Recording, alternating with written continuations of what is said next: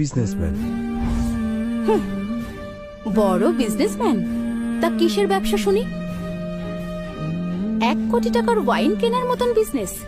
আমি তো বিশ্বাস করতে পারছি না। তোমরা সবাই মিলে সত্যিটাকে লুকোনোর চেষ্টা করছো। কোন সত্যি? যে ওয়াইনের দামটা স্ক্রিনেই দেখাচ্ছে না। লতা, ভালো করে ভাব, এই স্ক্যানারটা কেন ক্রাশ হলো?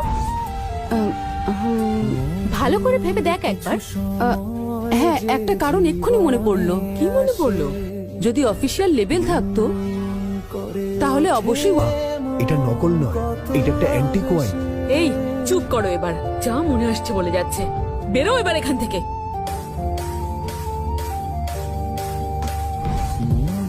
সত্যিও এমনটা করবে আমরা ভাবিনি। 1 মিনিট স্নেহা ম্যাম, আমি কি একবার এই ওয়াইনটা পরীক্ষা করে দেখতে পারি? কেন, কি হয়েছে? ওয়াইনটা দেখতে খুব বিখ্যাত মনে হচ্ছে, এটা একবার পরীক্ষা করব।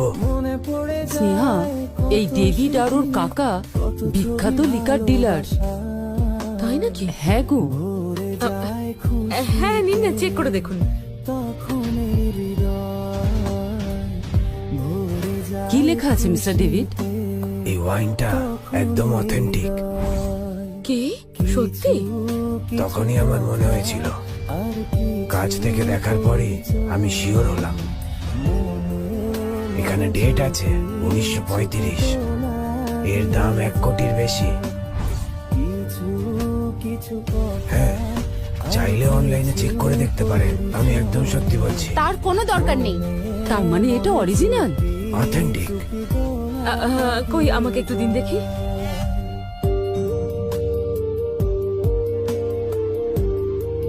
রাঘব, এটা অরিজিনাল তো?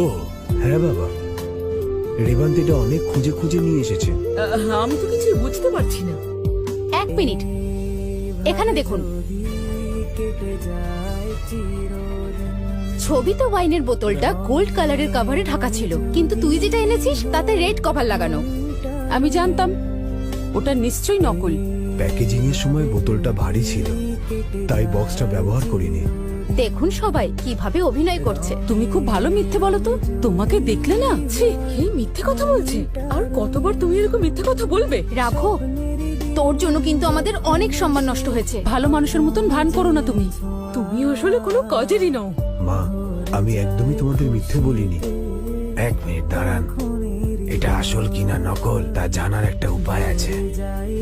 আমার এক কাজিন এই শহরে এসেছেন, তাকে যদি ওয়াইনটা চেখে দেখতে বলি, ও সহজেই বলে দিতে পারবে। ও কি সঠিক বলতে পারবে?